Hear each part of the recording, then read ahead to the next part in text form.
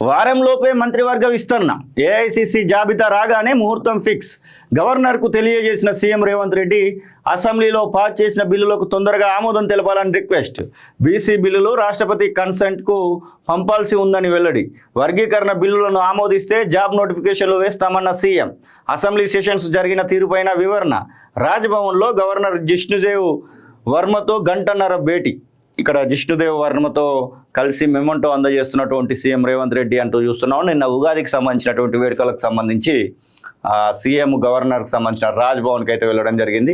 Assembly సమావేశాల్లో pass అయిన బిల్లులకు ఆమోదం తెలపాలని గవర్నర్ జిష్ణుదేవ్ వర్మను సీఎం రేవంత్ రెడ్డి కోరారు.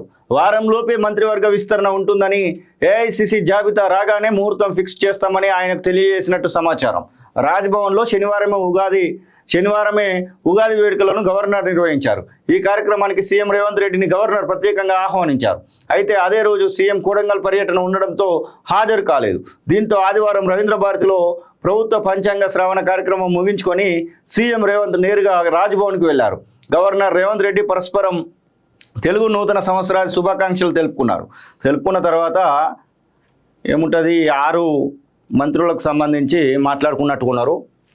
దాదాపు గంటన్నర పాటు సమావేశమై వివిధ అంశాలపై చర్చించుకున్నారు. ఈ 4-5 రోజుల్లోనే 4 లేదా 6 మంత్రివర్గంలో చేరనున్నారనే సమాచారాన్ని గవర్నర్తో సీఎం ప్రస్తావించినట్టు తెలిసింది. ఏఐసిసి నుంచి పేర్లు రాగానే రాజ్భవన్ వేదికగా ప్రమాణ స్వీకారం చేయించే ముహూర్తం ఖరారు కానున్నదనే అంశాలను వివరించినట్టు సమాచారం. ఇక బిల్లులపైన కూడా ప్రత్యేకమైనటువంటి చర్చ జరిగినట్టు చెప్తా ఉన్నారు. ఒకటేమో ఎస్సీ వర్గీకరణకు సంబంధించింది, మరొకటేమో 42% బీసీ రిజర్వేషన్కి సంబంధించింది. ఉద్యోగ అలాగే రాజకీయాలలో సంబంధించినటువంటి దానిపైన కూడా చర్చ జరిగినట్టు చెప్తా ఉన్నారు. ఇంకా లేట్ చేస్తే మాత్రము అది కాంగ్రెస్ ప్రభుత్వానికి, కాంగ్రెస్ పార్టీకే మచ్చలాగా మిగిలిపోతుంది. 16 నెలలు అవుతా ఉంది.